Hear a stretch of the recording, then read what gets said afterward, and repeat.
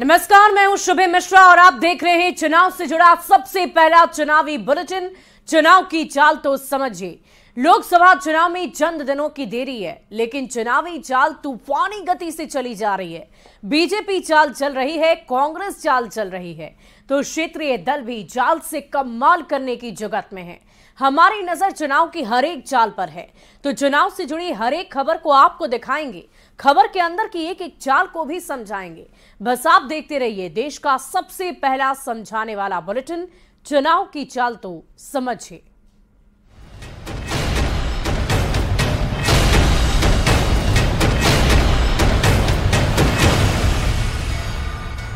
और प्रधानमंत्री नरेंद्र मोदी लगातार विरोधियों पर हमले कर रहे हैं। परिवारवाद का जवाब अपने अंदाज में जहां कहीं भी जाते हैं वहां पर दे रहे हैं। वहां की रैलियों के जरिए सीधा संदेश देने की कोशिश हो रही है। विपक्ष को ये बता रहे हैं कि कैसे परिवारवाद के हावी रहने का खामियाजा जनता को लंबे वक्त तक भुगतना पड़ा। गुरुवार को पीएम मोदी श्रीनगर के दौरे पर थे।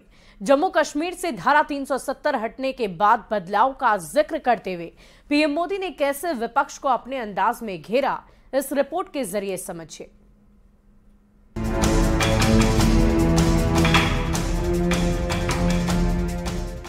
प्रधानमंत्री नरेंद्र मोदी लगातार विरोधियों पर परिवारवाद के हमले का जवाब दे रहे हैं। हाल में पटना की रैली में जिस अंदाज में लालू प्रसाद ने पीएम को परिवारहीन बताया था, उसका जवाब पीएम मोदी अपनी सभाओं में लगातार दे रहे हैं।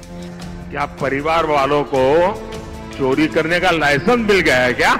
गुरुवार को पीएम जम्मू कश्मीर के दौरे पर थे, जहां की पब्लिक रैली को संबोधित करते हुए पीएम ने कहा है कि जम्मू कश्मीर में परिवारवादी मानसिकता के नेताओं ने बैंक के जरिए भ्रष्टाचार कर जनता के पैसे लूट लिए। हमारी जे.एन.के बैंक, इस बैंक को तबाह करने में यहां की पहले की सरकारों ने कोई कोर कसर बाकी नहीं छोड़ी थी। बैंक में अपने नाते रिश्तेदारों और भाई भतीजों को भरकर इन परिवारवादियों ने बैंक की कमर तोड़ दी थी। मोदी की गारंटी दोहराते हुए पीएम ने जम्मू कश्मीर के लोगों से साफ कहा है कि केंद्र पूरी पारदर्शिता के साथ जम्मू कश्मीर के नौजवानों के साथ न्याय करते हुए उन्हें रोजगार मुहैया कराया जा रहा है। जे.एन.के बैंक में जो गलत तरीके से भर्तियां हुई थी, उनके खिलाफ भी हमने सख्त कार्रवाई की। आज भी एंटी करप्शन ब्यूरो ऐसी हजारों भर्तियों की जांच कर रही है। बीते 5 साल में जम्मू कश्मीर के हजारों नौजवानों को पूरी पारदर्शिता के साथ बैंक में नौकरी मिली है। हाल ही में लालू प्रसाद ने पटना के गांधी मैदान के मंच से कहा था कि पीएम मोदी का कोई परिवार नहीं है। यही नहीं, लालू प्रसाद ने प्रधानमंत्री नरेंद्र मोदी के हिंदू होने पर भी सवाल उठाया था।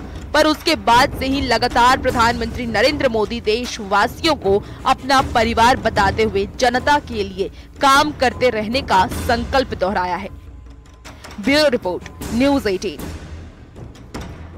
और पीएम की प्रहार की चाल को समझिए। प्रधानमंत्री का विरोधियों पर प्रहार लगातार जारी है। लालू प्रसाद ने पीएम को परिवार विहीन बता दिया और जम्मू कश्मीर से प्रधानमंत्री का पलटवार भी सामने आ गया।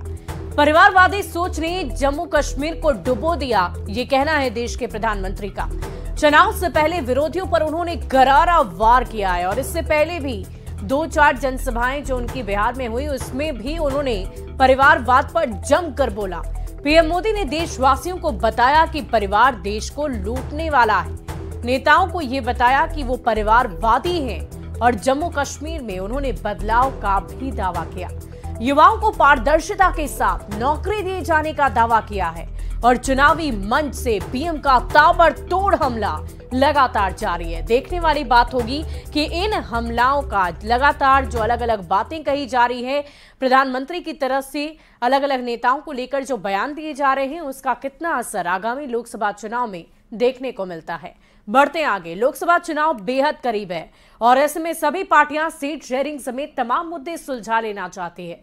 विपक्ष बीजेपी को पटखनी देने का दावा कर रहा है। तो वहीं एक ही दिन जेडीयू के साथ बीजेपी की अलग अलग बैठकों ने विरोधियों को साफ संदेश दे दिया है कि 2024 की जंग बेहद जोरदार होने वाली है।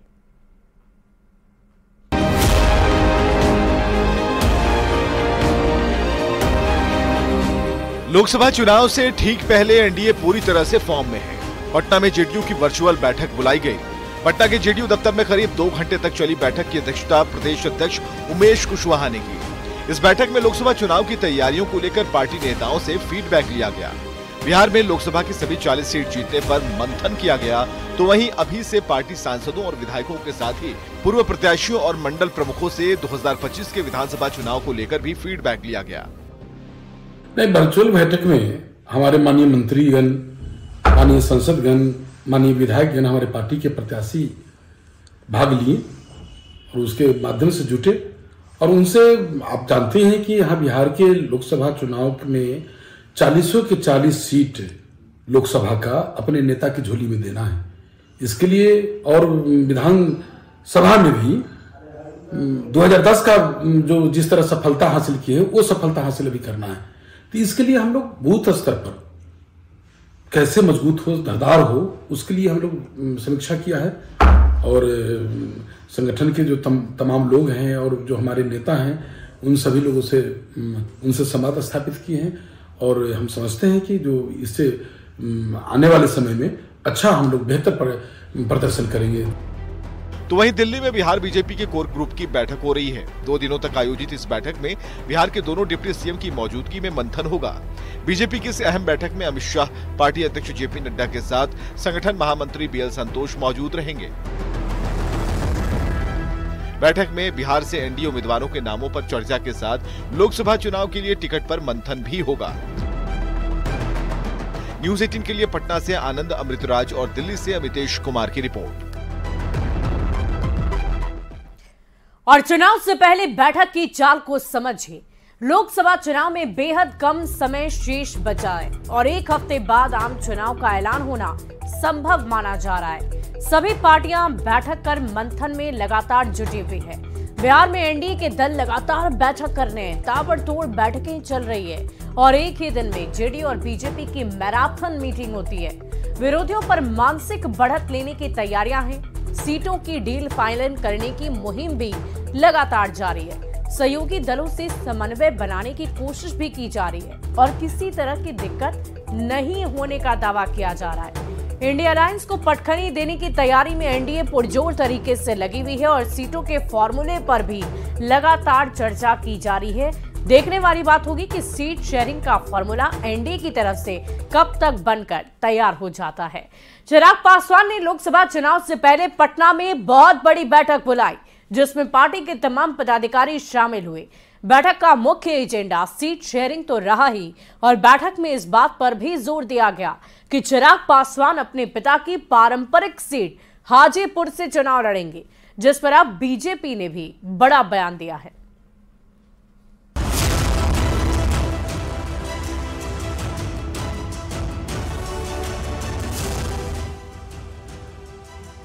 देश में आम चुनाव में भले ही अभी वक्त है, लेकिन बिहार के सियासी चौसर पर तमाम दलों ने राजनीतिक बिसात बिछानी शुरू कर दी है, ताकि सीट शेयरिंग के तालमेल को इस तरह बिठाया जाए कि आने वाले वक्त में केंद्र के साथ साथ बिहार की सियासत में भी वर्चस्व बना रहे। लोकसभा चुनाव को देखते हुए चिराग पासवान की पार्टी ने पटना में बहुत बड़ी बैठक बुलाई।